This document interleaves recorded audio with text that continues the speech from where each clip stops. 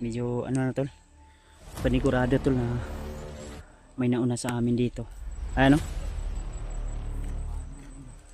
Kampo na ba?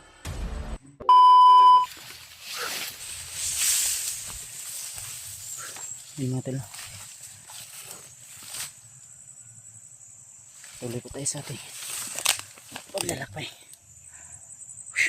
Buti na ay naiwasan namin yung mga bandido na nasa unahan namin kanina. At yung isa ay napaslang namin. Tapos tinabunan namin ng mga dahon ng damo at dahon ng mga saging. O tinabunan namin tol para hindi nila mapansin na hindi mapansin ng ibang kasamahan na yung kasama nila ay dinali namin. Kaya patuloy kami pa rin ngayon sa aming paglalakbay hanggang sa makahanap tayo ng magandang signal at makontak natin yung iba nating kasamahan. So dito kami dumaan tol sa area na ito dahil mas kabisado ni Janry ang area na ito at nadaanan na din daw to nila Julio, Julius at nila Rimart noon nung kasama silang lumabas, kaya dito kami dumaan para hindi kami maambos. Ang problema nga lang ay maraming bandido ang dumadaan din dito at ayon pa sa aming nakausap na civilian ay wag daw kaming kumpiyansa dahil minsan ay may mga commander din na dumadaan dito, kaya alerto kami lagi.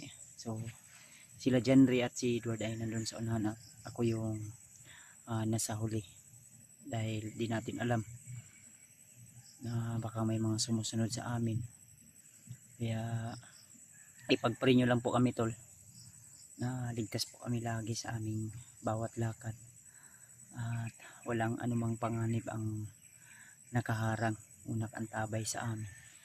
So, sa mga silent viewers natin dyan, mga Kuya Bads Adventure Fanatics, mga hindi nagsasawa na suportahan ako sa aking bawat upload na video, ay maraming salamat tol.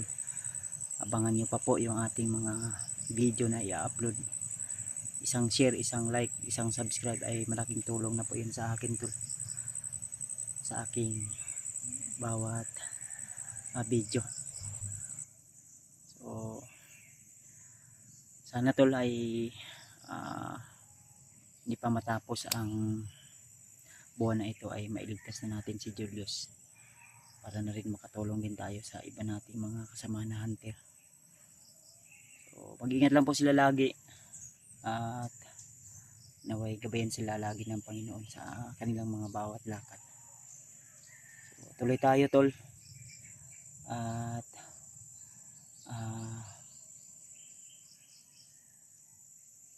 samahan nyo ko sa video na ito kung ano pa yung mga kaganapan na mangyayari. So shoutout na lang po sa inyo lahat mga tol, sa lahat ng mga silent viewers, mga minamahal nating OFW, mga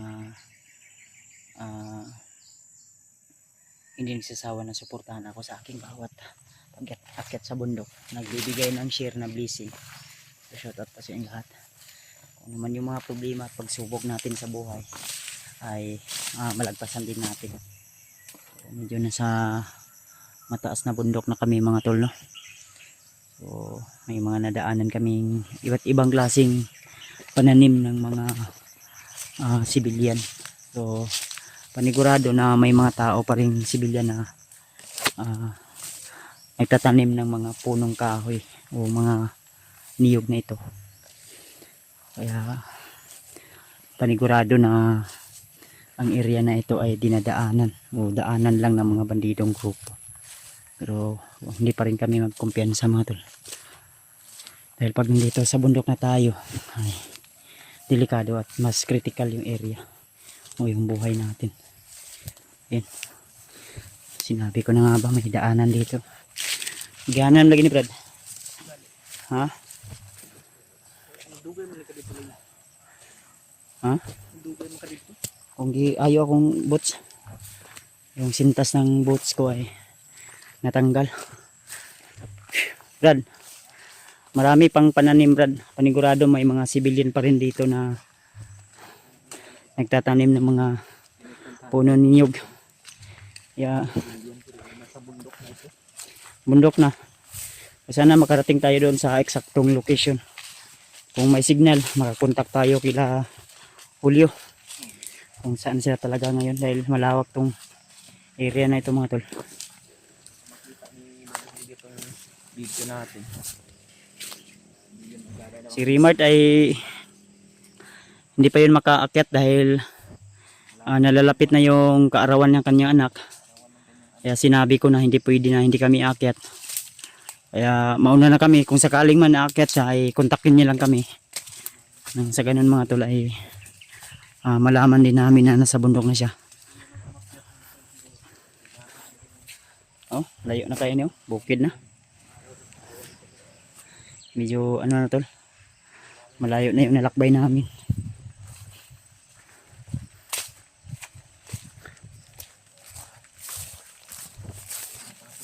Medyo masama pa yung panahon.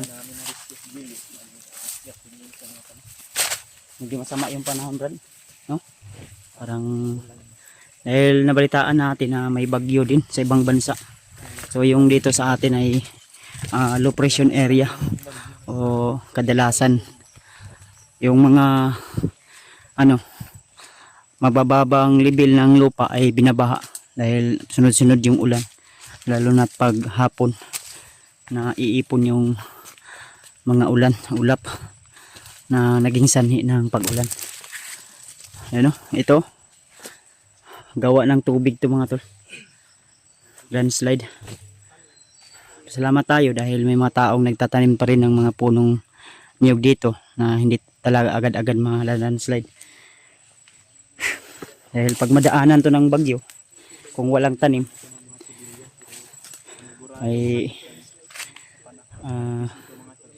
hindi makaano ng salamat tayo sa mga taong nagsusumikap, sa mga taong mahirap dahil sila pa rin yung nakakatulong sa ating kalikasan.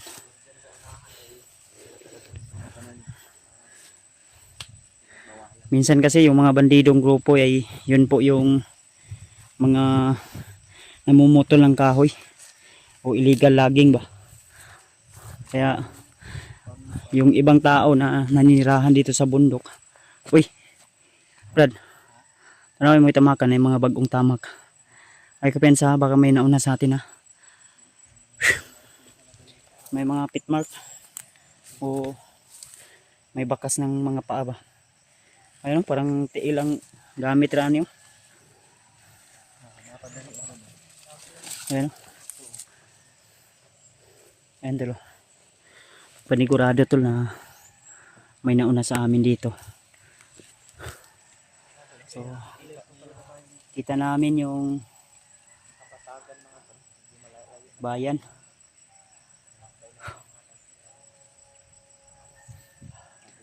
Ayun, medyo mahangin dito banda. Kita pa namin yung bayan. Ayun, yan o, may parang yan yung baryo kanina Brad na dinaanan natin Brad no. Ayun o.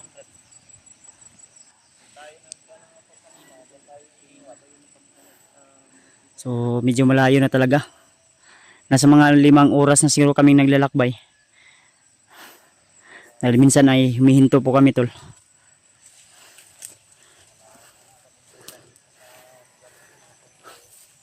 So medyo makaabutan pa tayo ng 2 araw bago makarating din sa pupuntahan natin.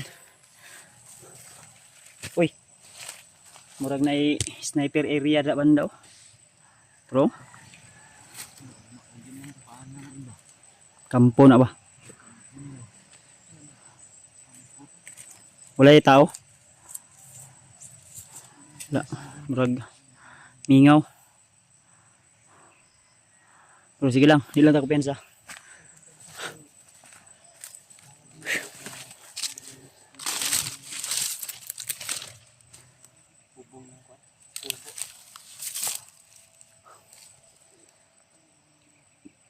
Tuloy lang tayo tol.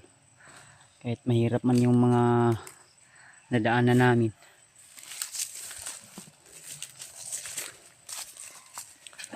Si Janre ay hinubad yung kanyang suot na ano, boots o buta. Dahil may maliit siya na sugat sa kanyang paa. Sniper area na lagi oh. Kado na ba? Ito mo kumpiyansa dia. May sigma. Ano ba? Bing bang ka dia.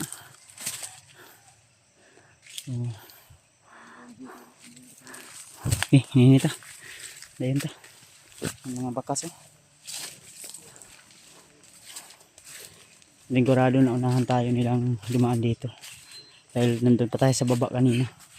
At may iniiwasan pa tayo mga bandido. Yung mga Ay mao siguro yung nauna ganihan no. Umiwas kasi tayo dun sa ano eh. may mga naiwan pa sa baba mga tol. Ako piyansa basig na sa likod ba na nagsunod. Double check yun ya.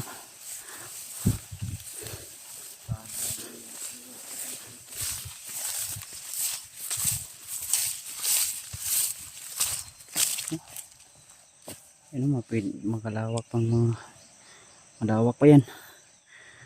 Parang malinis lang yan pero sobrang lasang yan. Malawak yan tol. Baka dyan pa tayo makakarating. Ikot tayo. Hindi natin alam kung saan bandang bahagi ng bundok na ito sila Julio. O yung mga bihag.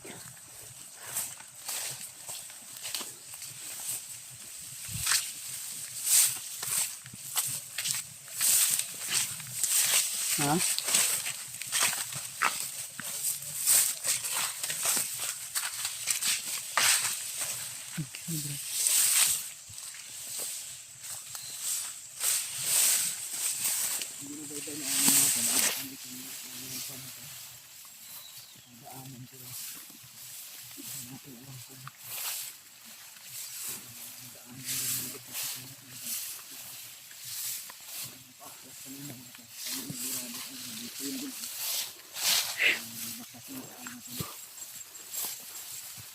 Tuloy lang tayo tol.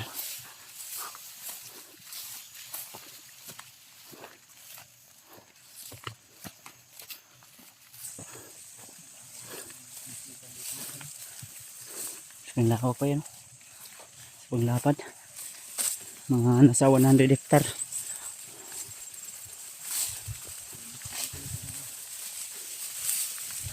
Tuloy lang, laban lang.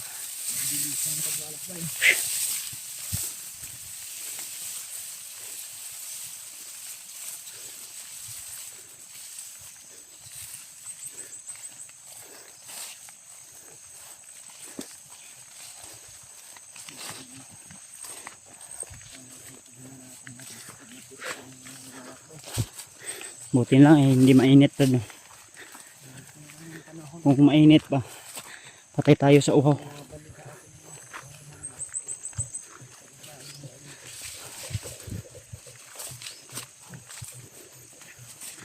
Kahit malayo na tayo, rinig pa natin yung mga kumbo ng ano.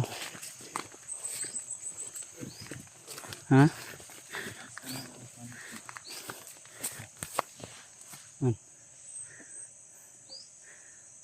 Kung may narinig akong usapan pensa baka may kampo dyan.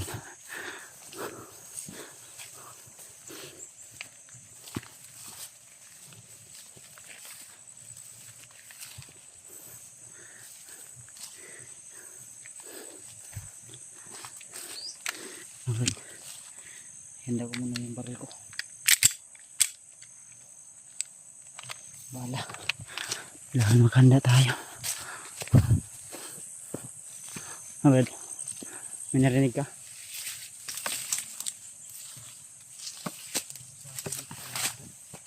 Pero may kumain ng nyug.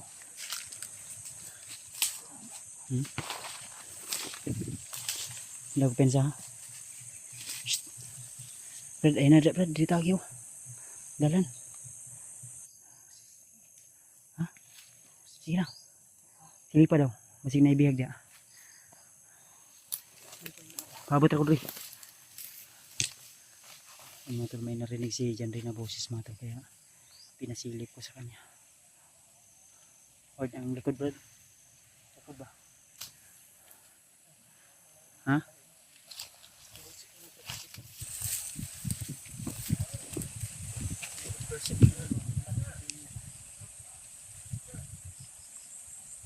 May biyag wala? May biyag wala? Ha? Ha? Pero walang bihag. Kung kampo lang, walang bihag. Hayaan na natin. Dadaan lang tayo. Brad. Back out na Brad. Shh. Brad. Back out na. Huwag lang nating anuhin. Shh. Brad. Tawagin mo si Jan rin na huwag nang lulusog. Baka mapansin nila tayo ba?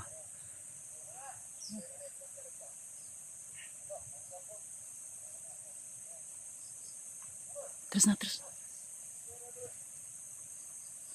Talagang nilapitan ni Jan Ritol. Kampo na, kampo daw. Kampo? Walang bihag? Kampo, kampora. Maraming mga bandido. Pero wala bihag. Hindi ko alam dahil sirado yung bahay. Lusobin natin yan mamaya. Maghanap lang tayo ng mga nagsimpo. Pakaalis yan sila. May mga bagong na... Hindi pwede na agad-agad natin lulusobin. Ano? Doon tayo sa baba. Unahin natin.